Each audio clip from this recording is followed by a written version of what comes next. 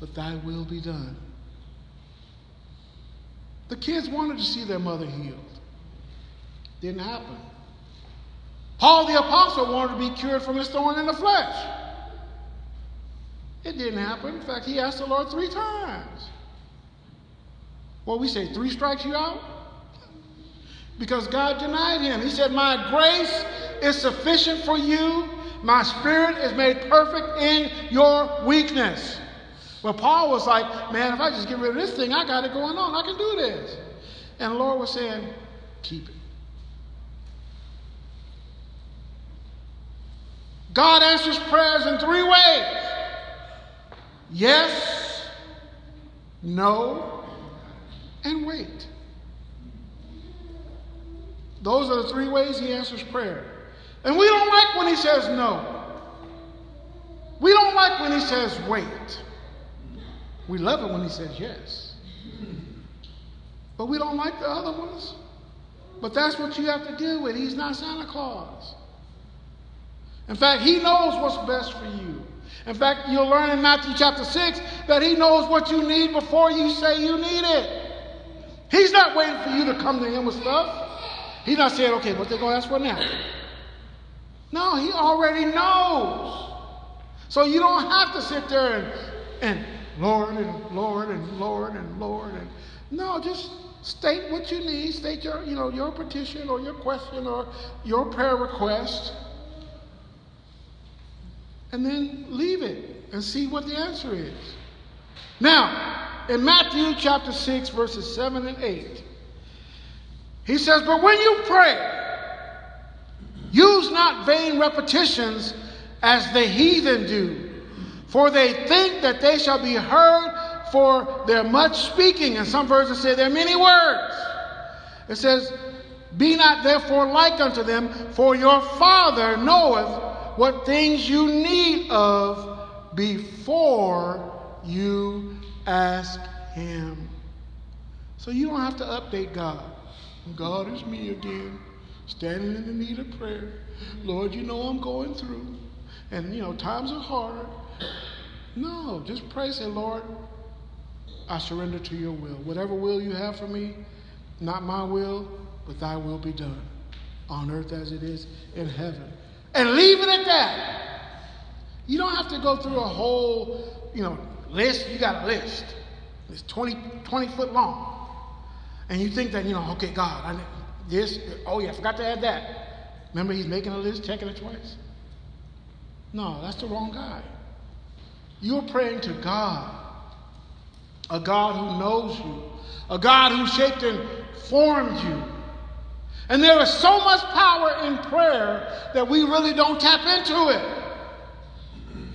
2 Chronicles chapter 7, verse 14. It starts off basically with a statement.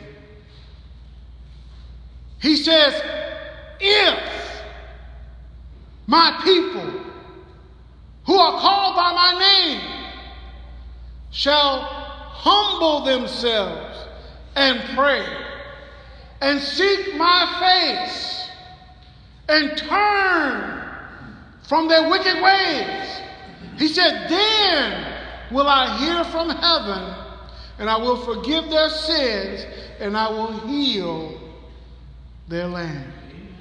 But once again, he said what? Seek my face. Seek to do his will. Seek his will for your life. Seek his will for your marriage. Seek his will for your job. He said if they would seek my face. So he doesn't change. That's one thing about God. He said, I am the same yesterday, I'm the same today, and I'm the same forevermore. He said, I don't change. And he's saying the same thing in 2 Chronicles as Jesus was teaching the disciples to pray. In thy will. Thy will be done on earth as it is in heaven. Thy will be done. And so, like I said, hopefully today, this will change the way you pray. This will change the way you ask God, the way you petition. And that way you also, I remember I was a young man, I was a young believer. And I got word that the garage manager at my job, that his son had a brain tumor. And we're thinking, oh my God, because anything on the brain is serious. I mean, they can't go out, they can't just dig in there and get the tumor out without damaging sensitive tissue. I mean, it's hard, it's nearly impossible. But he was, he had a brain tumor and he was scheduled for surgery. Me, I'm a young believer, right? Just knew enough to be dangerous. I asked him, I said, man, is it okay that I go to the hospital and pray for your son? And he said, oh, yeah, not a problem. I mean, I wasn't a minister, I was just a believer. Doesn't matter what your title is, you can still pray for people. And so I went to the hospital, Sunrise Hospital, met with him and his wife, laid hands on their son, prayed for that tumor to go away. I mean, because you hear stories all the time. Benny Hinn, all the different, people getting healed all the time, right? So I'm like, well, let's pray in faith. And I'm expecting, I'm praying in expectation that God is going to work a miracle. I was praying that when they looked at the MRI, they did the CT scan or the X-ray or whatever, that there would be no more tumor. But guess what happened? They still saw the tumor. And I'm just like, what is this? I was like, I prayed with a sincere heart. I prayed, with expectation that God was going to hear and He was going to answer my prayers. But it doesn't work like that. And that opened my eyes. It's like, just because we ask for stuff doesn't mean that God's going to give it to you. You have to ask, thy will be done. And be willing and able to accept the answer. So he ended up going through the surgery. I mean, he did well. He came through. I mean, he's still around today. And this was maybe, 25 years ago. But he's still around. His name is Nico. He's doing good. But it taught me something about prayer. And it also taught me that sometimes God says no. And that's up to Him. It's not up to us. And for whatever reason, you can ask Him when you get there. Lord, I ask for this. I ask you to do this. I ask you to, to save this person. I ask you to heal this tumor. And nothing happened. What happened, God? Why, He still had the tumor. Or same thing with those kids. When they stand before the Lord, they can ask Him, we lost our father and our mother. Why? Now we got to go stay with an aunt. We got to go stay with a close relative.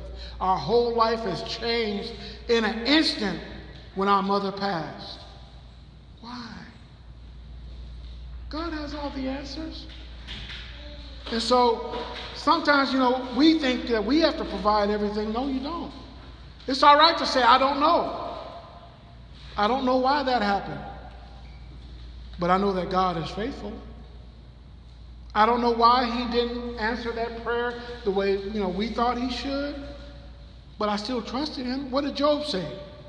Though He slays me, yet will I trust Him. And Job was looking for all kinds of answers. He lost his family, he lost his cattle, he lost his business. His wife telling him just curse God and die. He lost his wife. He lost his support system. He lost everything that he held dear. And then she said, curse God and die. And he was like, woman, shall we endure good from the Lord and not bad? He said, the Lord gave, and the Lord has taken away. Blessed be the name of the Lord. That's when you learn to start doing things God's way. Because you're not going to get all the answers down here. Believe me, you're not ready for a lot of the answers down here. So just let God be God and you be you. But we need to pray each and every day. And hopefully something was said this morning that will enhance your prayer life, that enhance the way you ask God, the way you come to God, and that you won't, because I was disappointed, I'll be honest with you. When he still had to have that surgery, I was disappointed. I thought, oh, God has abandoned me. No, God is still God. He just said no.